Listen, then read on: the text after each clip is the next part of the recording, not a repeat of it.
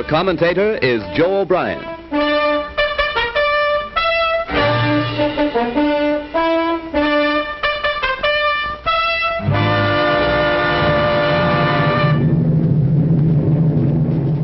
Here is the motion picture record released by the United States Navy of the havoc wrought by the Japs' sneak sky and sea raid on Pearl Harbor, America's mid-Pacific naval bastion.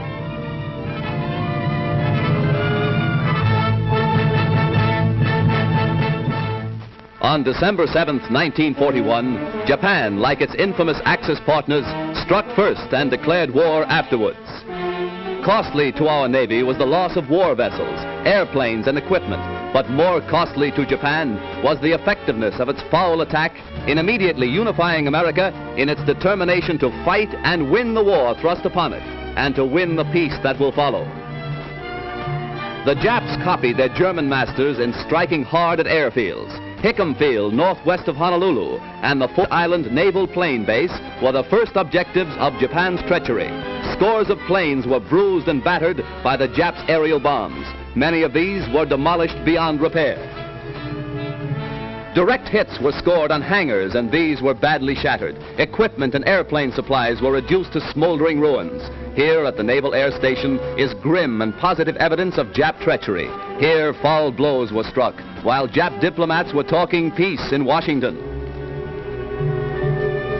America lost 3 destroyers. Here are seen the United States destroyers Downs and Shaw as they rest on the bottom of Pearl Harbor with decks awash after Jap bombers make direct hits on their decks. First to feel the sting of Japanese steel are the USS Oklahoma and Utah, the latter a 33-year-old target ship. Accurate hits by the enemy bombers make short work of these 2 naval bulwarks. Now, with their keels practically out of water, they lie helpless wrecks and a sad reminder of cowardly strategy. To make possible a surprise attack within Pearl Harbor, the Japs built 2-man submarines to enable them to fire sneak blows within waters that are narrow and tortuous. Several of these surprise weapons were blown from the water by direct hits of our naval gunners. Others were beached and captured. While sky and sea fire was still raging, salvage crews inspected our naval craft to estimate what may be saved. Before the din of bursting bombs had been silenced, preparations were underway to salvage these 2 warships. At low tide, the huge propeller of the Oklahoma, stilled by the enemy, was high above water.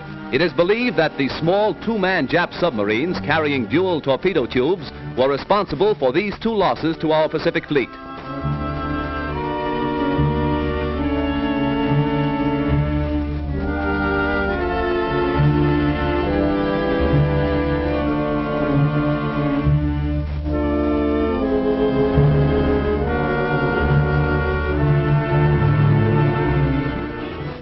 Here is the actual bombing of the mighty USS Arizona by Jap planes. These pictures were made by a fearless cameraman who thought nothing of his personal safety to make possible this record for all posterity. A single lucky hit was responsible for the disaster that befell the Arizona when a Jap bomb falling directly through one of the battleship's funnels exploded in the engine room and set ablaze tons of fuel oil. Dense black smoke billowed to the sky as the massive control tower began to keel over. The Arizona's courageous crew stuck to its guns until the very end. Here was displayed heroism that will live forever in the glorious annals and traditions of the American Navy.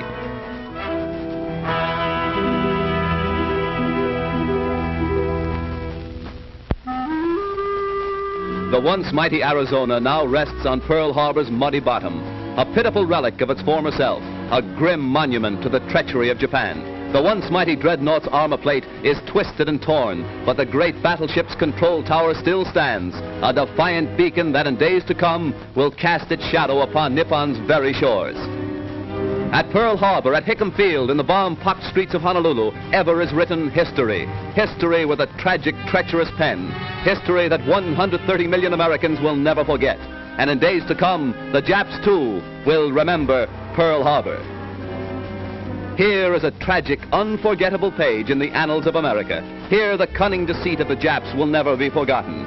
Here they hoped to score a knockout before the war began. The Arizona's gun crews, battered and broken, fired to the last, their guns pointed skyward from whence the enemy appeared. The Jap sneak blow cost hundreds of military and civilian lives. The treacherous attack cost our Pacific Fleet 2 battleships outright, another capsized, the loss of 3 destroyers and a mine layer.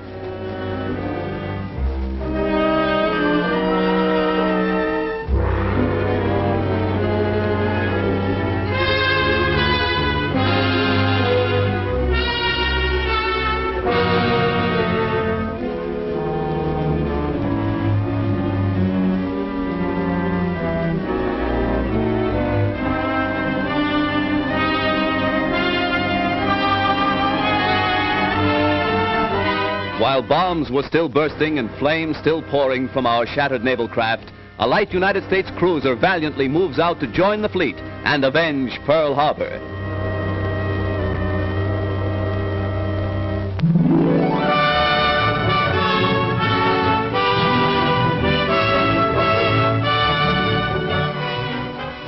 June 3rd, 1935. The Normandy, $60 million luxury liner, comes to America on its maiden crossing of the Atlantic, an event that occasioned a marine demonstration that will live in history. Whistles blew and sirens shrieked a mighty welcome to the new Queen of the Seas. The famed skyline of America's greatest city formed a fitting background for America's greeting to one of the most stately ships that ever crossed the Atlantic. 6 years later, shortly after the United States entered the war, the Normandy was seized and placed under naval guard. Hundreds of civilian workers were put aboard the Normandy, renamed the USS Lafayette, to strip the vessel of its costly furnishings and to prepare it for war duty as a United States transport. February 9th, 1942, the Normandy afire. A fatal tragedy to the big luxury liner and to America. As the flames rapidly spread to devastating fury, workers madly scrambled to safety, while fireboats and fire engines poured tons of water into the stricken vessel. All fire doors, vertical and horizontal, were closed to protect the ship's vitals from the flames, but this was all in vain. Dense clouds of thick, acrid smoke billowed far out over Manhattan, casting a mucky pall over Midtown and downtown New York.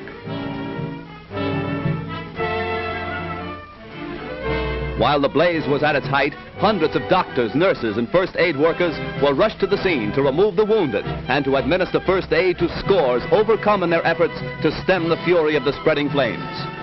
Millions stood in awe when the Normandy first reached America on its triumphant maiden voyage. Again, millions lined the New York and New Jersey shores to sadly observe the passing of the doomed and ill-fated ship. Rear Admiral Adolphus Andrews, Commandant of the 3rd Naval District, ordered all hands ashore to save the lives of those who were heroically battling to keep the huge liner upright. Hour after hour, tons of water were pumped into the Normandy, causing a bad list to port, as strong hawsers snapped and tugs strove to push the giant vessel close to the wharf.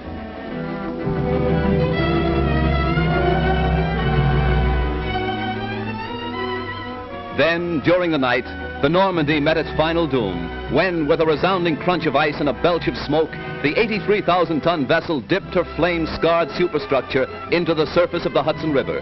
Hundreds were injured when America lost its biggest naval auxiliary. Millions of dollars of damage has been done, and thousands of man-hours of labor have been nullified.